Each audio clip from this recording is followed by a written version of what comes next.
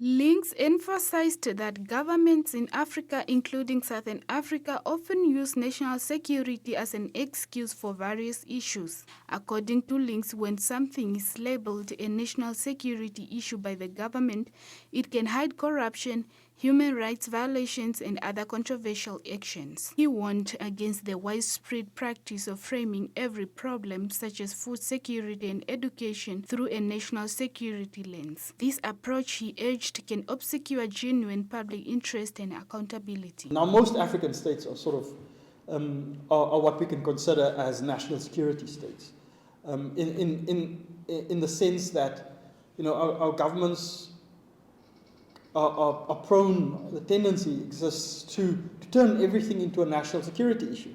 Now, this is a highly problematic way of looking at things. If you turn everything into a national security issue, it's a highly problematic way of looking at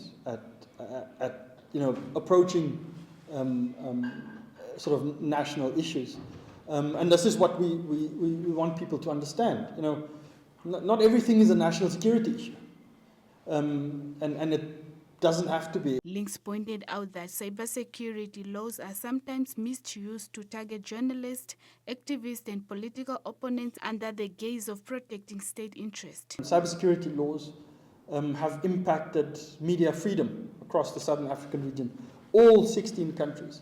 And it was clear that there's a big problem in Southern Africa. Cybercrime laws are specifically and predominantly used to go after the media, go after journalists, and go after people who express opposition to various governments. In countries like Zimbabwe and Eswatini stand out in DRC, for instance.